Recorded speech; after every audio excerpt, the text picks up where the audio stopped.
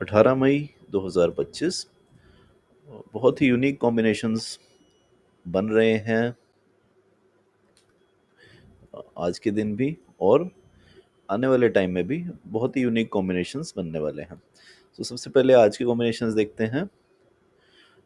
आज सनराइज था 5:29 पर, और 5:29 पर थी तिथि पंचमी तिथि, जो खत्म हुई है 5:57 पर।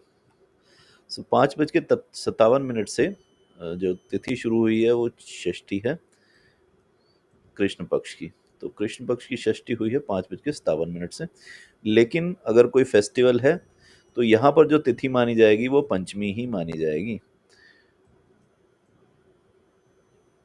ये है प्रॉब्लम, जिसकी वजह से अक्सर फेस्टिवल्स को लेके कंफ्यूजन होता है कि फेस्टिवल किस दिन मनाया जाएगा। अगर षष्ठी कल सनलाइट से पहले नहीं रहती और सनलाइट से पहले दिन खत्म हो जाता है, सप्तमी तिथि आ जाती है, तो षष्ठी तिथि जो है वो तिथि क्षय हो जाएगी। सिक्स किसी भी फेस्टिवल के लिए एग्जिस्ट नहीं करेगी। सो आज के दिन के लिए अगर कोई फेस्टिवल है तो वो माना जाएगा पंचमी तिथि का, क्योंकि सनलाइट के टाइम, डे टाइम, मॉर्निंग के टाइम जो तिथि थी वो पंचमी तिथि थी। तो षष्ठी तिथि इस टाइम जो है वो षष्ठी तिथि है कृष्ण पक्ष की। उत्तराषाढ़ नक्षत्र है, ये सूर्य का नक्षत्र है, और ये रहने वाला है 6:52 तक। शुक्ल नक्षत्र, शुक्ल योग, इसकी जो डेटी हैं वो है गॉडेस पार्वती, देवी पार्वती। और जो इसके प्लैनेट लॉर्ड हैं वो हैं मून। तो यहाँ पर ये आ गए हैं चंद्रमा।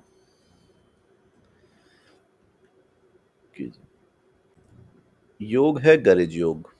गरज योग 6:08 तक, ये है जुपिटर का। और 6:08 के बाद वनिज, ये है शुक्र का, वीनस का।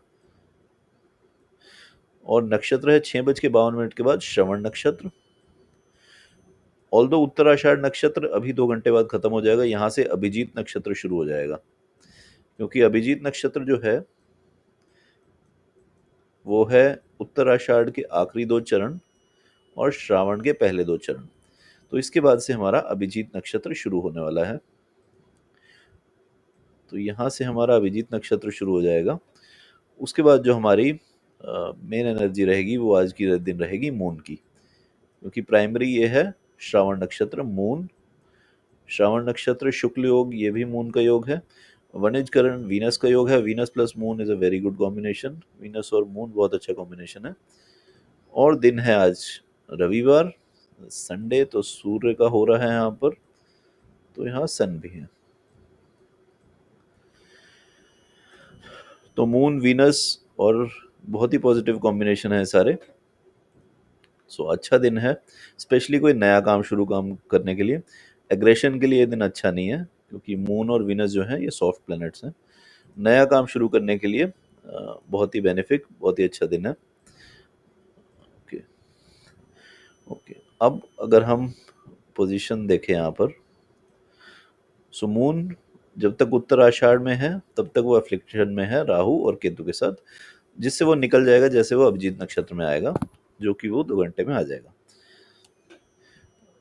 अ, इसके अलावा कोई भी मेलिफिक एस्पेक्ट नहीं है।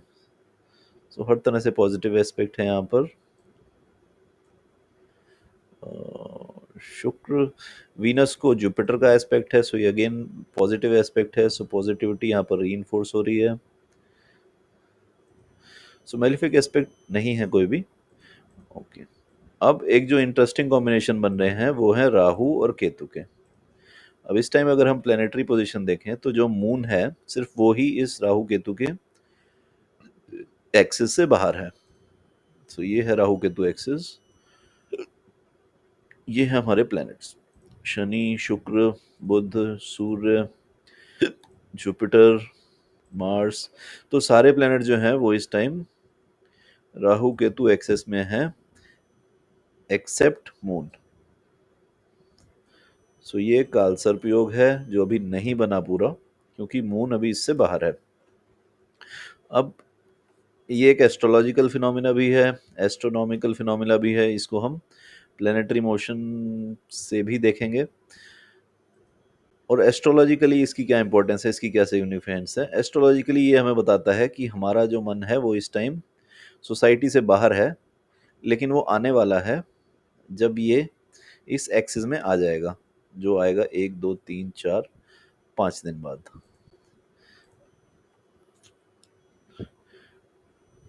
सो 5 दिन बाद सारे जो प्लैनेट्स होंगे वो विद इन दिस एक्सिस होंगे, राहु और केतु के एक्सिस में होंगे 5 दिन बाद। इसकी एस्ट्रोलॉजिकल और एस्ट्रोनॉमिकल सिग्निफिकेंस के लिए एक सेपरेट वीडियो बनाऊंगा मैं। अभी एक बार अगर प्लैनेट्स यहाँ पर देखें, सो ये है हमारा केतु, ये है हमारा राहु, और सारे जो प्लैनेट्स हैं वो इस time with in this axis है। मून इस एक्सिस से अभी बाहर है और ये मूव कर रहा है इस डायरेक्शन में, टुवर्ड्स राहु। सो ये टुवर्ड्स राहु मूव कर रहा है, और इस एक्सिस से सबसे पहले निकलेगा मंगल, क्योंकि केतु की डायरेक्शन है वो इस तरफ है। तो इस एक्सिस से मंगल निकलेगा, लेकिन मंगल को भी यहाँ से निकलने में अभी टाइम लगेगा। तो मंगल भी यहाँ जल्दी से नहीं निकलेगा। तो ये एक्सिस जो हमारी कालसर्प योग वाली है वो अक्सर बनेगी अभी आने वाले महीने में, ये रिपीटेडली बनेगी। जैसे मून इस एम्बिट में आएगा, इस रेंज में आएगा, और ये लंबे ड्यूरेशन के लिए बनेगी, लगभग 15-15 दिन के लिए बनेगी ये कालसर्प योग की जो कॉम्बिनेशंस बननी है। सो ये इसकी एस्ट्रोलॉजिकल सिग्निफिकेंस के लिए एक सेपरेट वीडियो बनाना पड़ेगा। लेकिन ये कुछ चेंजिंग टाइम रहेंगे, जो बहुत 15-15 दिन में बहुत अनप्रेसिडेंटेड चेंजेस होंगे। मतलब सिचुएशन चेंज हो जाएगी और रिपीटेडली चेंज होती रहेगी। ओके। अब इससे एक इम्पैक्ट और है कि सब प्लैनेट्स की स्पीड चेंज हो रही है, क्योंकि सन जिस प्लैनेट की तरफ मूव करता है उसकी स्पीड फास्ट हो जाती है। जुपिटर की स्पीड फास्ट है क्योंकि सन इधर अप्रोच कर रहा है, तो जुपिटर की स्पीड यहाँ पर पॉजिटिव हो गई है, बहुत फास्ट है। ऑलमोस्ट 12 डिग्री की स्पीड चल रही है इस टाइम जुपिटर की। मंगल मंगल 30 मिनट्स, क्योंकि सूर्य इधर अप्रोच कर रहा है, तो जैसे इसकी रेंज में है मार्स भी स्पीड अप कर रहा है।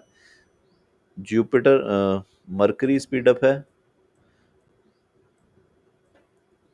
वीनस जो अभी काफ़ी दूर है सन से, लेकिन इसने भी अब स्पीड पकड़ ली है, ये 50 मिनट की स्पीड पे आ गया है।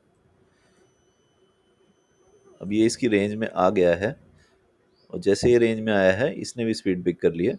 तो ये सारे प्लैनेट इस टाइम फास्ट मूविंग है। स्लो मूविंग कौन है? स्लो मूविंग यहाँ पर शनि हो रहा है। स्लो डाउन यहाँ पर शनि कर रहा है, क्योंकि शनि जो है वो इंक्रीजिंगली सूर्य से दूर जा रहा है।